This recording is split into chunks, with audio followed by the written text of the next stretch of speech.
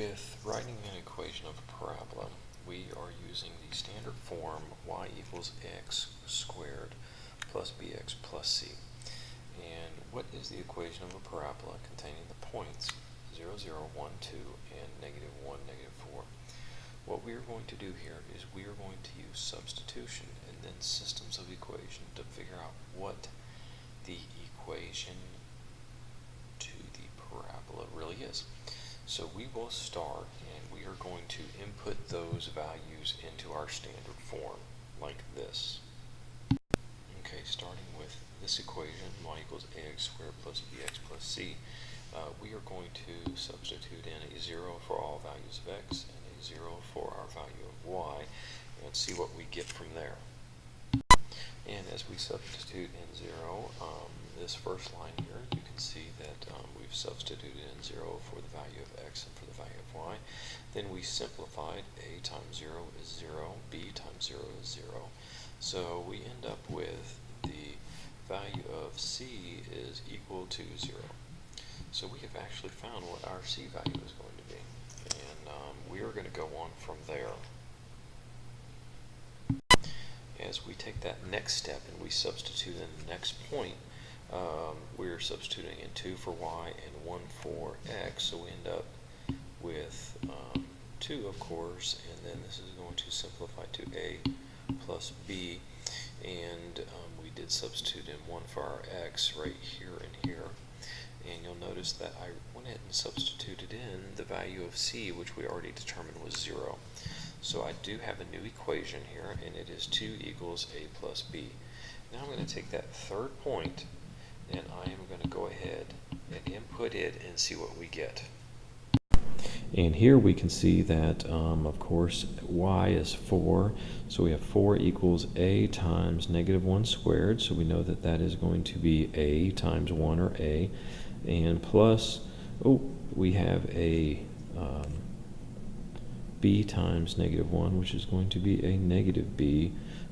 C is still equal to 0, so we have 4 equals a minus b. So 4 equals a minus b. And we are going to take these two equations and we are going to solve a systems of equations with them so we can find out what our a and our b equal. So let's go ahead and put them together and use either elimination or substitution method to figure out our values of a and b. So as you can see, I've rewritten those two equations into a system. So it looks like we can do elimination pretty easy here because our b's are going to cancel out. And we have a equals 6.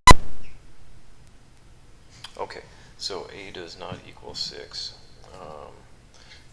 A is 2a is going to equal negative 2. Negative 2 equals 2a. And of course, divide both by your coefficient, and then we know that a is going to equal negative 1. I had to go back here and fix this because I'd done some wrong math. Now, we know that if we substitute this back in right here, and we know that we have 2 equals negative 1 plus b, or b equals 3. So we have actually just found out our a, our b, and our c values.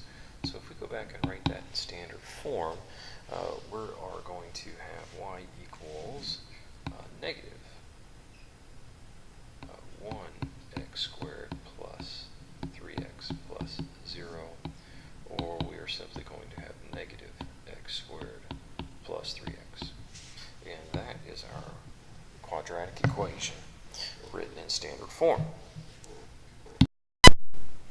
Okay, now you can use your calculator to do the equation of a line 2, and what you want to do is you're going to input your points into the computer or into the calculator, and then we're going to test it with their quad regression. So if you start by hitting stat, so we have stat, and we are going to go ahead and hit edit, and in edit we are going to input all of our x values into line 1. So x is going to go into 1, and my y values are going to go into once you have those entered in, you are going to hit stat again, and instead of using edit, we are actually going to calculate, because we are going to calculate our quad regression, which is number 5. And when you do that, you're just going to go ahead and hit calculate quad regression number 5 and hit enter. Then you should see your X and Y list. That should be L1 for your X and L2 for your Y, or correspondingly whichever one matched up with what you input into stat. And then you're going to arrow down and hit calculate, and it should give you the equations that you just the values for A, B, and C that you just calculated. So let's see here. And when you go ahead and hit calc quad reg and arrow down and hit calc again, of course you should see your parent function, or the standard form of the function, sorry, and it's going to give you that A should be -1, B equals 3, and then C is going to be a very small decimal place, but it's going to be 0. And in doing so, then we know that we have Y equals -x² plus 3x.